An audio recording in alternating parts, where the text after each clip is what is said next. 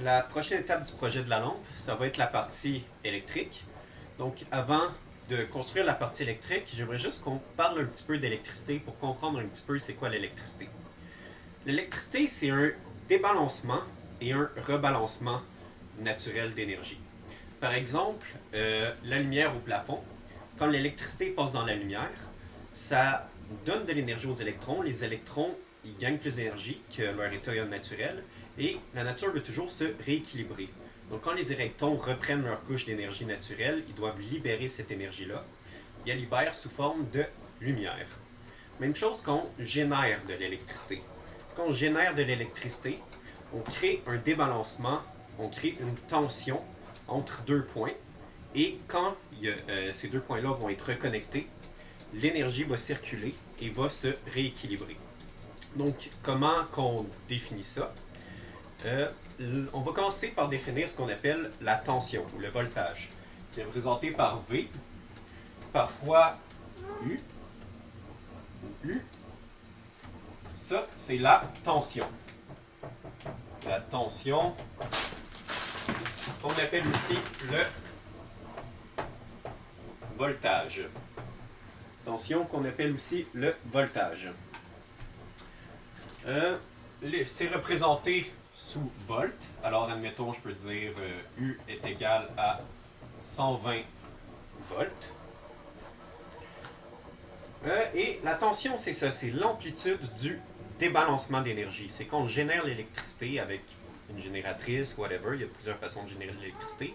On crée un débalancement. Et c'est ça le voltage, c'est l'amplitude de ce débalancement-là. Ensuite, il y a quand on rebalance l'énergie pour consommer l'électricité. Ça, on appelle ça le courant. Le courant, c'est l'intensité du rebalancement d'énergie, un peu, si on veut. On représente ça par un I. Un I, et c'est le courant. Le courant. I, ça représente le courant. Asa qui veut participer. Ouais. Donc, le courant, c'est le rebalancement d'énergie. L'unité du courant, c'est les ampères.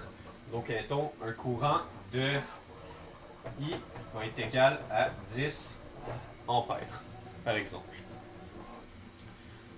Ensuite, les deux ensemble, la tension et le courant, ça représente ce qu'on appelle la puissance.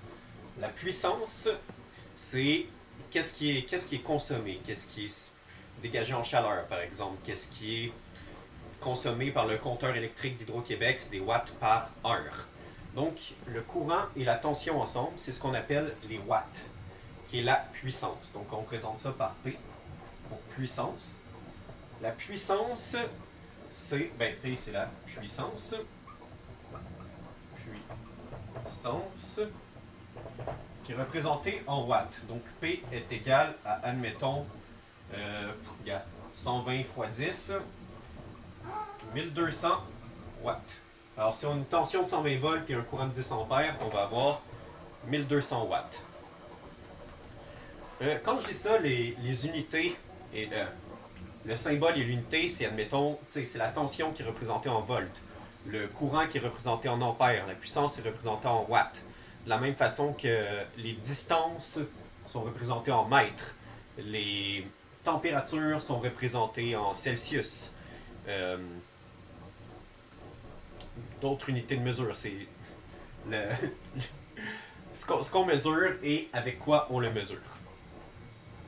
Donc c'est ça pour un peu l'introduction aux unités de mesure. Ah, il reste la résistance.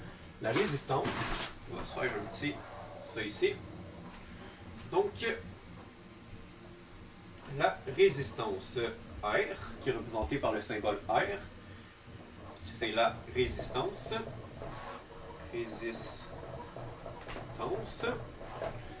L'unité de mesure, c'est les ohms, qu'on représente par la lettre grecque oméga.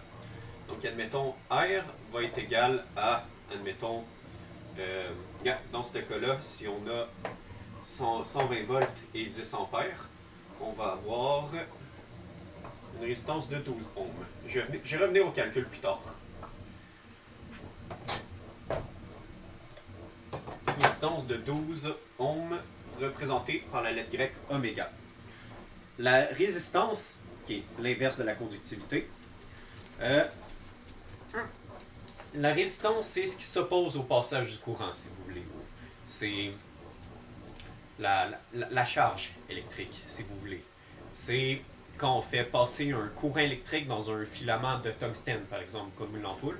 Ce filament-là a une certaine résistance électrique.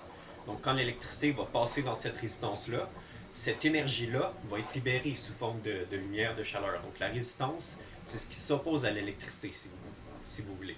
On va revenir plus tard à la résistance. C'est vraiment une simplification, mais la résistance, c'est l'inverse de la conductivité.